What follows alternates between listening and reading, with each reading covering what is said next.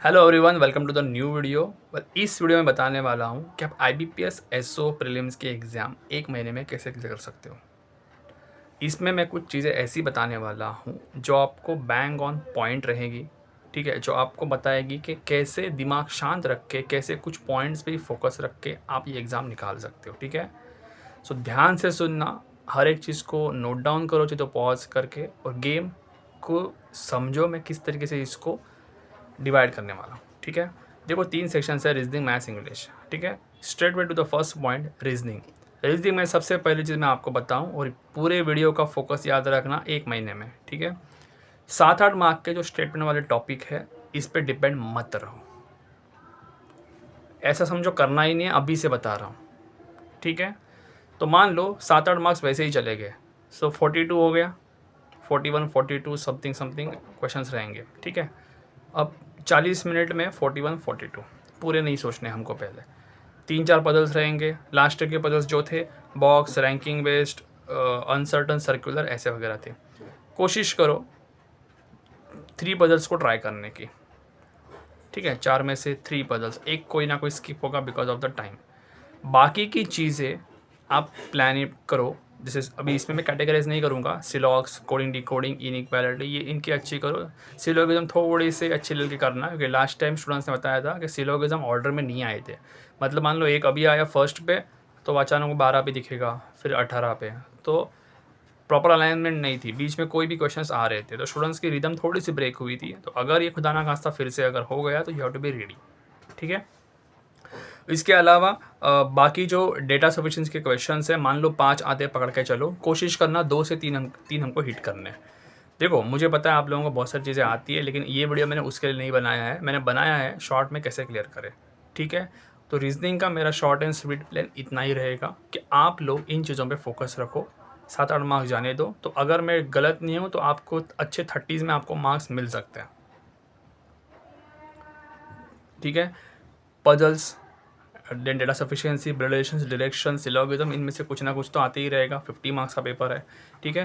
देखो मैं स्टेटमेंट वाले चैप्टर्स को ना इसलिए बोल रहा हूँ, वो वाले रीजनिंग को, क्योंकि उसमें पढ़ के आप 1 मार्क के लिए डिसाइड करोगे, ठीक है। तो जो सिचुएशन है उसके हिसाब से पढ़ तो लोगे आप एक महीने में कभी ना कभी, लेकिन वो कॉन्फिडेंस गेन करना मुश्किल होगा, ठीक है। तो अभी के सिचुएशन के हिसाब से मैं बताऊँ तो उनको इग्नोर करो। सो नॉट एन वरी, हो सकता है वो टाइम आपको सीधा सीधा एक पजल्स के लिए मिल सकता है, जिसका बिजनेस है 5 मार्क्स, ठीक है।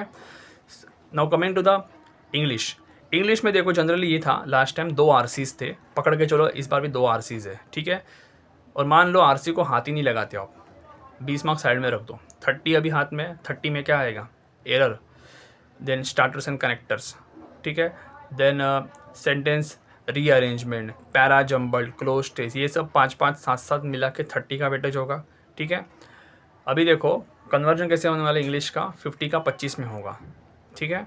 तो कहीं ना कहीं आपको गेम जो है 30 में सेट करना है।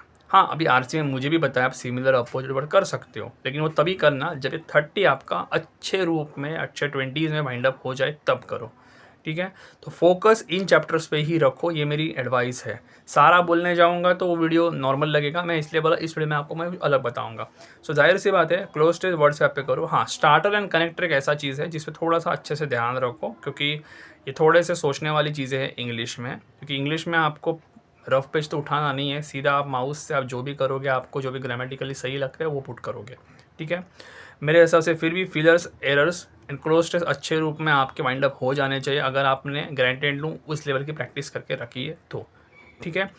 वर्ड स्वैप, वर्ड यूजेज और स्टार्टर कनेक्टर, इनमें थोड़ा सा अलर्ट रहना, ठीक है। मिल सकते हैं 5/5, बट मैंने कहा प्रैक्टिकल होना भी एक चीज़ होती है, इनमें थोड़ा सा अलर्ट रहना जब भी आप ऑप्शंस चूज़ करो, या अगर ऐसे लगते हैं 5 में से 3 निकल चुके हैं, आगे बढ़ो, ठीक है। काफ़ी प्रैक्टिकल मैं बता रहा हूँ आपको, वरना मैं भी बोल देता 50 में से 50 निकालो, तो ये सही नहीं होगा, ठीक है। तो इसमें आगे बढ़ने के बाद आता है मैथ्स।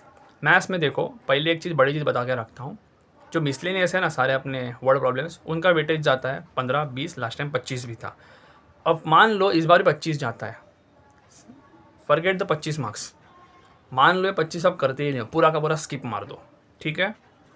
बचे कितने अभी सिर्फ 25, 40 में 25 करने, 3-4 डी आए, और एक आधा मान लो सिंप्लीफिकेशन, या एक आधा मान लो क्वाड्रेटिक इक्वेशंस, सिंप्लीफिकेशन आना मुश्किल है, ऐसे के एग्जाम है, बट आया तो well and good, but quality equations पकड़ के चलो या नंबर सीरीज, ठीक है। अगर आप सिर्फ इन 25 पे फोकस करो, आपका एग्ज़ाम आराम से और सेक्शन भी आराम से निकल सकता है। हाँ, ये ख़त्म होने के बाद आपको अगर मिसलेनियस में कुछ करना है वो अलग चीज़ है, आप कर सकते हो, बट इनमें फोकस रखो, ताकि इसमें क्या होगा, एक आधा डीआई का क्वेश्चन जो होगा थोड़ा सा लेंदी रहेगा, इधर का डेटा, बी का डेटा, सी का डेटा, फिर उसमें 25% 12% ऐड करो, जो भी रहेगा, एंड देन सॉल्व करो। आपको वक्त मिलेगा, लेकिन 50 सोचने जाओगे बॉस, 10 भी नहीं होने वाले फिर। तो इस तरीके से फोकस रखो, 25 में से 25 भी ना मिले, 22-23 भी निकाल सके, 1-2 सच में समझ में नहीं आए, गेम हाथ में रहेगा। आप लास्ट की कट ऑफ देख लो, मैं ये उनके सारे हिसाब से बता रहा हूँ जिनकी कट ऑफ कंपैरेटिवली, मान लो जैसे कि आईटी है, इनकी ज़्यादा अगर जाती है या एचआर की ज़्यादा आती है, तो उसके हिसाब से मैं आपको बता रहा हूँ। हाँ, अभी अरिथमेटिक में क्या कर सकते हो, अरिथमेटिक में आप उन्हीं चैप्टर पे फोकस रखो जो आपके सबसे ज़्यादा अच्छी स्ट्रेंथ है, क्योंकि देखो ये कॉमन सेंस आपको भी पता हुआ है कि ये 25 क्वेश्चंस बहुत सारे चैप्टर्स में स्कैटर्ड रहेंगे, तो 25 में मास्टरी करने के लिए बहुत सारे चैप्टर्स की मास्टरी करनी पड़ेगी, ठीक है। अभी ये टाइम ऐसा नहीं है कि आप मास्टरी कर सकोगे या नहीं कर सकोगे, तो कुछ चीज़ें problem on ages, average ratio, percentage, इन 3-4 चीज़ों पर डिपेंड रह सकते हो, लेकिन मेरी एडवाइस है पहले ये सब चीज़ें वाइंड अप करो, डीआई भी है, क्योंकि डीआई जब आएगा कम से कम 4 या 5 मार्क का आएगा, तो पूरा आपका ध्यान एक डेटा पे लगा रहेगा। मिसलेनियस का कैसा रहता है, डेटा स्कैटर्ड रहता है। अभी आप टाइम एंड वर्क से निकले, फिर बोर्ड्स एंड स्ट्रीम में गए, ठीक है, वहाँ से नहीं निकले, टाइम स्पीड डिस्टेंस में गए, कौन सा क्वेश्चन आपको रोकेगा, आपका कंट्रोल में नहीं है। And I am not here to talk to you, ये खत्म करो, ये खत्म करो, ये खत्म करो, 50 में से 50 लाओ, नहीं भाई, 40 मिनट भी चल रहे हैं, प्रैक्टिकल होना भी एक सेंस बनता है। तो इस तरीके से अगर आप जाओगे आधा paper, you have a very good chance, क्योंकि आप घूम फिर के अगर आपके मार्क्स 20s में ही आ रहे तो क्यों ना उन्हीं भी फोकस करें जिसमें मैक्सिमम कंटेंट हो सकता है। और इसके बाद आई एम श्योर अगर आप अच्छा करते हो तो 25 का आपको टाइम मिलेगा। सो बी फोकस्ड, आप एक अंदाजे से खुद टोटल देख लो, you have a very good chance to cut off. फिर भी एक ओवरऑल बता के रखूँ, तीनों में कोशिश करो, ओवरऑल तो रीजनिंग ही होता है, इंग्लिश भी हो सकती है, लेकिन इंग्लिश का कन्वर्जन 25 में ही होने वाला है। कोशिश करो रीजनिंग को थोड़ा सा पुश करने की, मैं वही हूँ, स्टेटमेंट पे कायम हूँ, स्टेटमेंट वाले चैप्टर को ना, तो पेपर पहले से ही बताया 40, 41 या 42 मार्क्स का है आपके सामने, तो उसमें ट्राई करो, अच्छे 30s में लेके जाओ, तो गेम आपका हाथ में रहेगा, ताकि दूसरे इसमें कहीं प्रेशर पड़ गया by chance, you have backup plan. इस पे काम करो, सारों के पीछे अभी मत पढ़ना, this is not a good time. पढ़ सकते हो, लेकिन पढ़ना सिर्फ फॉर्मेलिटी है, मास्टरी है कि नहीं आपको दिल में पता है कि if you are master in the particular chapter और नॉट, ठीक है। तो इन चीज़ों पे काम करो, और ध्यान देना कि आप सारे पजल्स के जो करोगे चैप्टर्स, उसमें कहीं ना कहीं आपकी मास्टरी होनी चाहिए, क्योंकि पजल्स सेटिंग अरेंजमेंट आपके लिए डेफिनेटली मेक और ब्रेक होंगे, ठीक है। इंग्लिश भी ऐसा एक चैप्टर हो सकता है जो बहुत जल्दी निकल सकता है, 50 क्वेश्चन है, देखो उनको आराम से भी कुछ देना पड़ेगा, कुछ मॉडरेट लेवल के देने पड़ेंगे।